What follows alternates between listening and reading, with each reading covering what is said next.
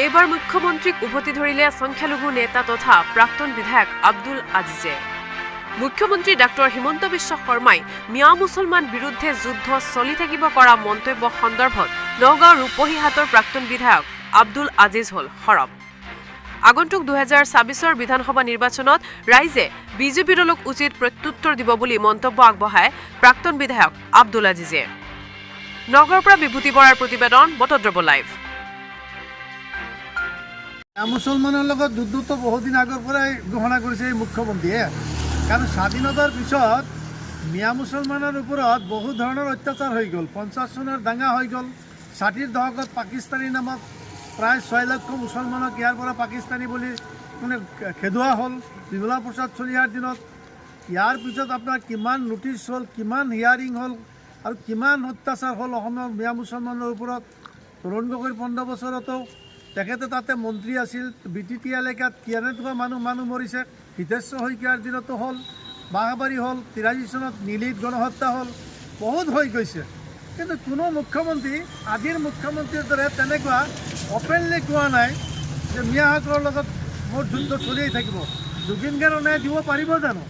তেখেতে যদি জুবিন গাৰ্গৰ ন্যায়টো দিব পাৰে তেতিয়া আমি সবাতকৈ আমি সুখী হ'ম। কাৰণ জুবিন গাৰ্গৰ ন্যায় দিবলৈ হ'লে এইটো আইনসংগত দিব লাগিব। তেখেতে কি ন্যায় দিব? তেখেতেতো ন্যায় দিয়াৰ মালিক নহয়। ন্যায় দিয়াৰ ইয়াত সাক্ষী সাব্যস্ত হোৱাৰ পিছত তেখেতসকল যদি দোষী হয় তে ন্যায়ালয়ে দিব, সেইটো কোৰ্টৰ কনচাৰ্ণ। তেখেতে কেনেকৈ দিব পাৰিব ন্যায় জুবিন গাৰ্গক? তেখেতৰ হাততো তেনেকুৱা আইন ব্যৱস্থা নাই নহয়। তেখেত অসমৰ মুখ্যমন্ত্ৰী, সাংবিধানিক মুৰব্বী, আৰু যিবিলাক কথা ৱাৰ্ডিং কৰি আছে অসমত, আৰু মিয়া মুছলমান কাৰণে সি কৰিব পাৰিছে। আৰু যিমানেই কৰি থাকক, কি হেৰাছমেণ্ট দিব মিয়া মুছলমানক, আৰু কিয় অত্যাচাৰ কৰিব, কেনেকৈ দবাই ৰাখিব? দবাইতো ৰাখিব নোৱাৰিব। আমাক কি লিখা পঢ়া কৰাত বাধা দিব পাৰিব?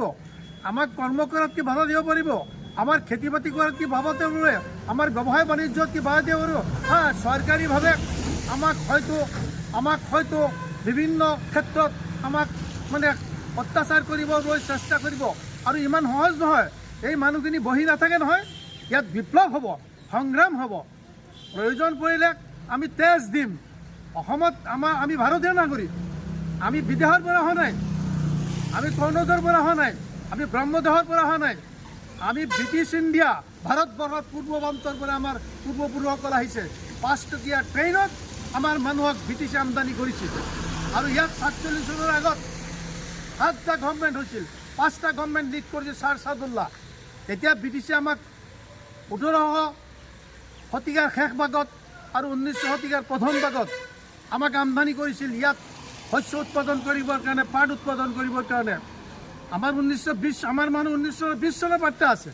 আমাৰ মানুহ 1930 চনৰ পাট্টা আছে। কোনে দিছিল এই পাট্টা? ব্ৰিটিছ গভৰ্ণমেণ্টৰ দিনত। তেতিয়া ইয়াত যিজন মানুহে আপোনাৰ চিফ কমিশ্যনাৰ আছিলে, সেই কমিশ্যনাৰজনে ইয়াত আমাক 6,53,000 মানুহক যে পাট্টা দিছিলে, সেইবিলাক আমাৰ গ্ৰেণ্ডফাদাৰৰ সমপৰ্যায়ৰ মানুহ আছিল। তেখেতসকলৰ সমপৰ্যায়ৰ মানুহবিলাকক পাট্টা দিছিলে। আৰু পাট্টাত ইয়াত অসমীয়া হিন্দু মানুহে পাইছিল 84,000 মানুহে পাট্টা পাইছিল। গতিকে সেই মানুহবিলাকৰ ওপৰত বহুতবাৰ হিয়াৰিং হৈছে। NRC নামত হৈছে, বিধিৰ নামত হৈছে, বাংলাদেশীৰ নামত হৈছে। আৰু কি দবাই ৰাখিব পাৰিব, কি কৰিব পাৰিব?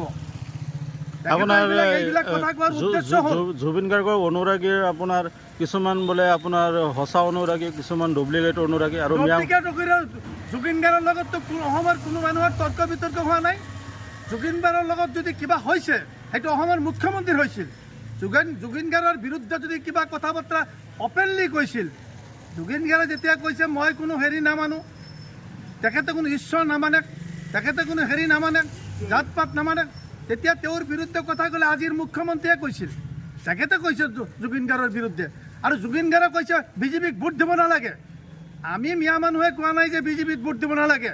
জুবিন গাৰ্গে অপেনলি কৈছে বিজেপিত। আৰু কি ৱাৰ্ডিং কৰিছে এইবিলাকতো অসমৰ চব মানুহে জানে নহয়। আৰু অসমৰ গাইখুটিৰ মানুহবিলাকে যদি এইবিলাক কথা মনত ৰাখে, তেখেতে ভাবিছে যে মিয়াৰ বিৰুদ্ধে আমি এনেকুৱা কথা ক'লে অসমৰ চব হিন্দু মানুহ ঐক্যবদ্ধ হৈ যাব। ইমান সহজ নহয়, ইমান সহজ নহয়। অসমৰ গাইখুটিৰ মানুহে বুজি পাইছে জুবিন গাৰ্গ কেনেকৈ মৰিছে, কেনেকৈ তাত গ'ল, কি হিচাপে গ'ল, তাৰ ৱাইফৰ যে পাছপৰ্টটো কেঞ্চেল হৈছে, ভিছাটো কেঞ্চেল হৈছে, এই কথাবিলাক বুজি পায়। অসমৰ মানুহক বুজাবলৈ পালে আৰু কোনো আমি চেষ্টা কৰিব দৰকাৰ নাই। আপুনিতো প্ৰথমে CBI তদন্ত আৰু বিচাৰিছিল। মই জুবিন গাৰ্গ মৰাৰ পিছত প্ৰথম অসমৰ মাটিত মই CBI তদন্ত বিচাৰিছিলোঁ। মই আমচুৰ প্ৰাক্তন সভাপতি হিচাপে, দুপৰীয়াৰ প্ৰাক্তন বিধায়ক হিচাপে, মই সংখ্যালঘু জাতীয় পৰিষদৰ সভাপতি হিচাপে মই প্ৰথমে জুবিন গাৰ্গ মৰাৰ পিছত CBI তদন্ত দাবী কৰিছিলোঁ। এইকাৰণে CBI তদন্ত দাবী এইকাৰণেই কৰিছোঁ, CBI তদন্ত নোহোৱালৈকে জুবিন গাৰ্গৰ হত্যাৰ আচল ৰহস্য ওলাব নোৱাৰে। মই আজিও ডাঠ কৰি কৈছোঁ, ওলাব নোৱাৰে। আৰু যিহেতু ষ্টেট গভৰ্ণমেণ্টৰ কোনো হাত নাথাকিব তেনেকুৱা এটা এজেঞ্চি, সেইটো CBI তদন্ত হ'লে জুবিন গাৰ্গৰ বিচাৰ পাব পাৰে, নহ'লে জুবিন গাৰ্গৰ বিচাৰ হোৱাৰ পিছত মই বিশ্বাস কৰিম, মই বিশ্বাস নকৰোঁ। আৰু মিয়ামানত তুচ্ছ তাচ্ছিল্য বুলি কথা কোৱাৰ সুবিধাটো কিয় পাইছে? আজি আমাৰ কিমান প্ৰতিনিধি আছে? আজি আমাৰ UDF কংগ্ৰেছ মিলি 25জন বিধায়ক আছে, এজন MP আছে। এইবিলাকৰ ঐক্যবদ্ধভাৱে এইবিলাক কথাৰ ৱাৰ্ডিঙৰ মানে কিয় বিৰোধ নকৰে, কিয় প্ৰতিবাদ নকৰে? তাৰ কাৰণ কি? গোপন ৰহস্য কি?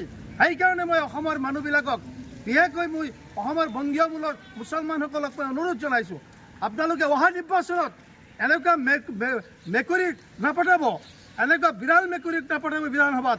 যি দলৰেই হওক, কংগ্ৰেছ হওক বা UDF হওক, যিকোনো দলৰেই হওক, ইণ্ডিপেণ্ডেণ্টেই হওক, মানুহ এনেকুৱা পঠাব লাগে, এনেকুৱা কথা কোৱাৰ পিছত যাতে ফেচ টু ফেচ চকুত চকু ৰাখি প্ৰতিবাদ কৰিব পাৰে। আজিৰ মুখ্যমন্ত্ৰীয়ে যিটো মুখেৰে আহে সেইটোৱে কৈ দিয়ে। ইছলামক খতম কৰিব দিয়াৰ কথা তাৰ সাহস পায়। ইছলামৰ বিৰুদ্ধে কথা কোৱা মানুহজন কি? আমাৰ হাদিছ মতে কি কয়? সি কেনেকুৱা মানুহ? সি কেনেকৈ জন্ম লৈছে? ইছলামৰ বিৰুদ্ধে কথা কোৱা, ইছলাম ধৰ্মৰ বিৰুদ্ধে কথা কোৱা মানুহ। আজি ফেৰাউনেও কৰিছিল নহয়, ফেৰাউনৰ যে ইয়াতে অস্তিত্ব নাই। মুছা আলাইহিছ ছালামৰ লগত ফেৰাউনে এনেকুৱা কৰিছিল, আমাৰ লগত ফেৰাউনি কাম জীয়াই কৰিব। আৰু মুছলমানৰ ওপৰত যি অত্যাচাৰ কৰিছে বিগত দিনত মই দেখিছোঁ, তাৰ অৱস্থা বেয়া হ'ব, তাৰ অৱস্থা নিশ্চয় বেয়া হ'ব, নিশ্চয় বেয়া হ'ব। আৰু